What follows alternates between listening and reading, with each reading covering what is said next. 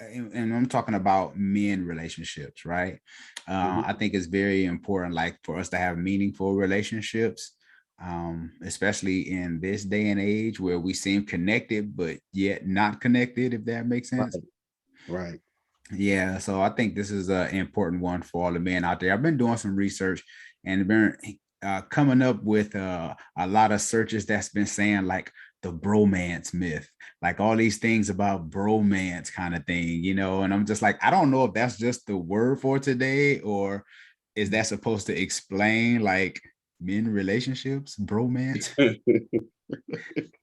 I would shy away from using that word because I mean, just the parallelism between romance and bromance is just kind of sounds. I don't want to use the word suspect, but it's just not a good word play upon words for me. Yeah, right. I don't know. Maybe we telling our age. I mean, people probably, Yeah, it's kind of one of them. Uh, like you said, words that like stuff that we would say back in the gap, wouldn't be cool, now, and vice versa. So, yeah, that's kind of one of them things. You just wouldn't hear me in my vocab, not at all. So, nah, I hear you. But to those who understand the whole bromance thing, okay, that's what you okay, whatever. But let's just talk about men and maintaining healthy relationships. And do we even have these relationships? Now, from my personal experience, I will say that I've been um really blessed to I have a brother in my life, male mentors, right? Pastors. I've had people, because a lot of times people talk bad about the church and pastors and stealing money and spitting on people and all sort of stuff. But I'm wow. sorry, I didn't mean to go there. But a lot of times pastors get bad raps, like the church get a bad rap, man. And my experience haven't always been a bad one. I'm grateful for the church in the season that I was in helping me, discover who I am as a man. What is your experience like as far as uh having say a father, or because I know my father was kind of in and out of the picture, so that was a little different. But what was your experience like? That's a great question, Sean. As far as that is concerned, it's been a great experience. I can say I've been very fortunate when it comes to a lot of positive male figures in my life. I can, start with my dad. My dad, I feel was a great man. I'm saying it like he's not alive, but he is a great man. I think there's some areas that could have been sharpened as far as him being a husband. Now that I'm older, but as far as a father, oh man, he didn't miss a beat. A great father. There was some discipline methods that I didn't necessarily per se agree with now that I'm a parent, but I came out. I feel like I'm a pretty productive, great citizen. So um, he did a wonderful job. I can't. He was a hard worker. Um, uh, he actually was the first person that really just gave me the concept and the idea of what entrepreneurship looked like. A lot of times, I used to be somewhat embarrassed about my dad because he was a landscaper. He cut yards, and like seeing how that has unfolded now into like a for real hustle. There's people that make six figures, landscaping. And at the time, I was made fun of a lot about that. But now that I'm older, I see it as my dad was a hustler. He got out there, made really good, decent money, and that really just was a seed that was deposited in me, to become aspiring entrepreneur and wanting to get into that endeavor. So my dad was a great man. My grandfather, he was not my actual biological grandfather, but he took my dad and his two other siblings in when they were very, very young, very, very young. My grandmother, unfortunately, she passed away due to heart failure at a early age, which left my dad and his siblings orphans, because my biological grandfather, he was a booger. Mhm. So to make a long story short, my uncle, which is I call him my grandfather, he stepped in and took, my dad and his siblings, man, and was a well respected, well known man throughout the community, man, gave back. Everybody knew him as Bug Man Benny. He opened up his own what you call it, uh bug spray Mhm. business. And that's what he did. And everybody knew him as Bug Man Benny, man. He had several businesses. He was a hog man. I mean, just everything. So it just really gave me that concept, man. Go out there and get it, man. Be a hard worker, man. Provide for your family, and do this. So those are two, well respected men that I hold dear to my heart. In my life. Mm. So, Man, that's what's up. That's good to hear because unfortunately, we don't always hear these stories amongst us, right? right, So that's a great experience because when we do have those qualities passed down to us, man, I think it makes life a little bit easier for us because I think even with us talking right now, like we're almost as if we're anomalies, because there's a lot of stuff that a lot of young men missed out on, even in our generation, right, that a lot of guys missed out on because there's a lot of guys who don't know, uh, say about integrity or honesty or being committed, like all these basic, we consider basic, but a lot of guys just never really got that opportunity. They never really seen it for one, and then on top of that, uh, maybe they were raised on TV. I mean, we all were to a degree, but a lot of us at least has a physical example, and the way we should carry ourselves as men. Um, right. and then what does that look like even for friendships for you? That's a great question, also, man. I have several. I guess now as I'm getting older, Mhm. you know how people use that term loosely, where you have several associates and stuff like that. You don't really consider people friends and stuff like that. I do believe in that philosophy, but also I think, like Tyler Perry said, you have seasonal relationships, and I think that's pretty much what mines consist of. And I have a few friends that's been in my life for 30 years or so.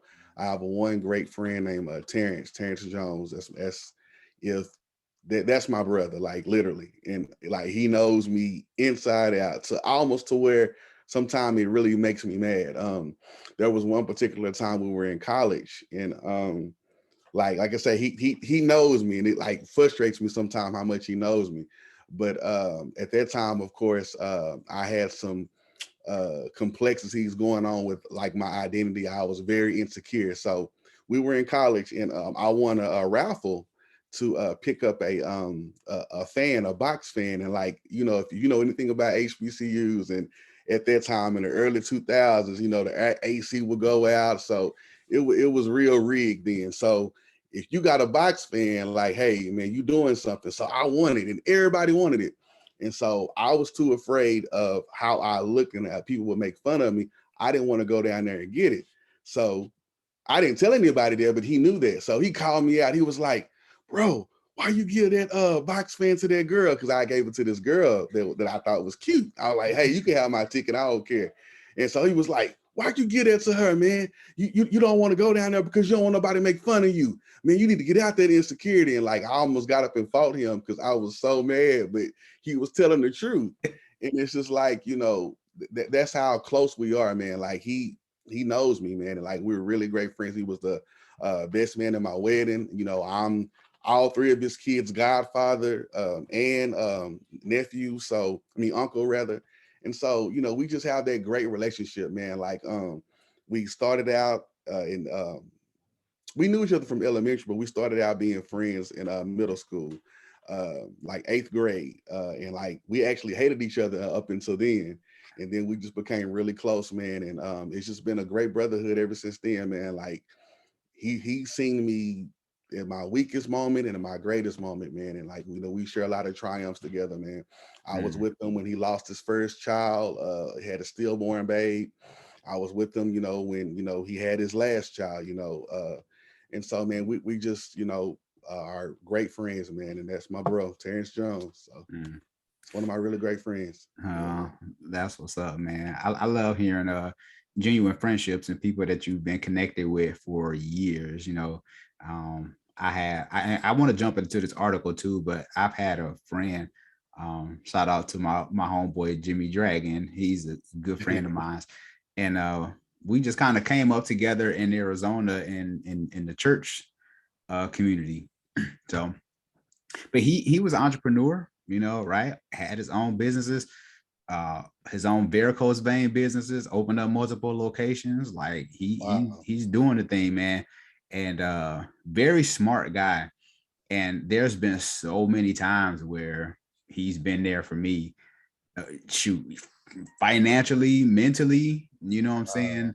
Um, just being there, just being close knit brothers. Like he was one of my first clients when I started my social media marketing business. He was like, "Hey, I want to invest in your business," and I was like, "Man, that's what's up." So, him being an entrepreneur, he was helping me see it through that lens too of being an entrepreneur and stuff like that. I remember he told me my first social media class, he was like, just do it for free. It's like, don't charge anybody, just open the doors to everybody, man. He was like, we'll get you some sponsors, just all these things, man. And I love hearing stories where men help support other men. And there were things that I've done for him that I just looked at, I was just supposed to do as a friend. And he was like, man, you have no idea. When I was starting my business, you were here to help me with A, B, C, D. And you just never know. But I think that's when genuine friendships, you don't even have to think, right? It's just like, I'm just gonna look out for you just because. yeah, yeah, yeah. It's the law of reciprocity, man. Where, it's not necessarily if you do for me, I'll do for you. It's just organically, I'll do for you, and it's just the same energy being returned back to you, man. And that's how when you have a really, good, friend, a good God sent, friend. When you're able to match that type of energy with that person, man. There's no hidden agendas, there's no hidden Mhm. jealousy, no hidden envy. It's all genuine. You want to see that person succeed just as much as that person wants to see you succeed. Mhm. Yeah, man, for sure. And I think about a month ago, probably about two months ago, my old mentor, he texted me the other day, and I was just like, wow, like he was my college professor at I was going to this Christian private college, and he Mm, was one of my professors there. And he was just like, hey man, you want to go and catch some coffee one day? And I was like, I guess, and he ended up mentoring me for at least 3 or 4 years, man, while help educating me in that same area. So um I don't even imagine how many men, like I say, don't have the opportunity, especially with social media, right? Where I guess a lot of times people probably just feel like, well, I don't need anybody. I got Facebook, you know. wow. And you know what, man? That's interesting too, man, because I want to expound on that a bit when it comes to mentorship and just honor. Mike Murdoch said something that was really profound, man. He said that whoever you don't honor, you can't receive from, and that really speaks volumes because a lot of times, man, you can really miss out on the blessing simply because you didn't honor that person, and it's really imperative, man. If you have mentors out there now, man, that want to impart into you, just as a man in general, man, I would embrace that. I would let your barriers down. I would let your past experience, your past traumas, whatever happened to you, previously by someone. I would allow those doors, to be shut and let those walls drop down, man, and just come with the open mind and be ready to receive because you never know. One thing also Mike Murdoch said is that next person that you meet could change your season, could change your life. That one person, and I mean, just think about it. I mean, look at Joseph, when he met, the Potiphar. Potiphar Mm-hmm. changed his life, his whole life changed just by that one person that he met. So you just never know, who you come in contact with, man. So you always have to keep an open mind. Hmm. Yeah, because a lot of times as men, we prideful, I ain't Yes. having no other man telling me, this and that. I'm just like, man, look, you gonna learn one day. You gonna learn one. Yeah, absolutely, man. My daddy would always say, man, there's nothing like a bought lesson. And that doesn't necessarily mean something tangible, man, but that means your experience, your pain, man. There's a difference between necessary suffering and unnecessary suffering. I mean, there are times in our life where we have to go through suffering that is necessary for us. But there are times that there's some things that's unnecessary that we bring upon ourselves, self-affliction. And I mean, that goes back to the segment that we had previously talking about self-destructive habits. So, you know, it, you always got to put yourself in a position, man, to be open and learn. Yeah, man. Cause I think about books that I've read that, mentors and pastors used to tell me to read, always sharpen your mind, have some integrity, honor your family, make money, what I'm saying? All these different little things. But you had the personal relationship, you had the time invested in this person instead of, trying to talk in a DM to somebody all the time. You know what I'm saying? It's like, no, it's like you need that personal relationship where I know you inside out, and it takes time to I mean, just reading books like from TD Jakes and Miles Monroe and Francis Chan, like just all these different books, man. And then you end up talking to your mentors or whoever you with, and you just get these lessons, man. Because I believe Mike Murdoch said something about that too, about he invests in books because he was like, what it took somebody 50 years Come on. to write in a book, you can learn in 3 weeks Yeah. if you apply it. Yeah. I mean, and to expound on that, man, not this and not necessarily from even a tangible reading concept of it, but just experience. If I share my experience with you and I tell you what I experienced and I went through that, and I see you going down that same path, and I share that with you, and you take heed upon my wisdom, you're not going to experience that. You're going to gain that same wisdom to know to dodge that bullet that that person can foresee coming towards you. And I mean that's a powerful thing too. Yeah, because especially like you said, having that wisdom, man. And I think that's something that a lot of today's culture we lack. And even with those connections. Now, I will say there was a time when I was on Twitter where there were guys hitting me up in my DM like, hey man, I need to talk, and I'm like, that's cool. Some guys I even gave my number to because I was like, all right, I felt like, they're not just trying to be a time suck, but they Right. actually really wanting to learn something. And I've made some great connections with those guys. And some of them I don't even know where they're at today. Sometimes I wonder how they doing. Right. But I would always make time for other men that's really being genuine, because there's a difference between connecting with people and people just wanting to waste your time. Yeah. You repeating Oh, yourself, my telling them God. the same stuff over and over again, and they just refuse to listen. But they want your time, though. They want to complain, but they don't want to apply what you try to help them with. Wow, man. And those type of people, man, are foolish, man. And those type of people that you try to stay away from, man, that wants to be leeches and suck up all your time and energy and effort, man, that you're putting in and trying to, invest into this person. And they're just looking at your investment and looking at what you're trying to do, man, and not taking heed to it. So those are definitely people that you want to stay away from. Absolutely.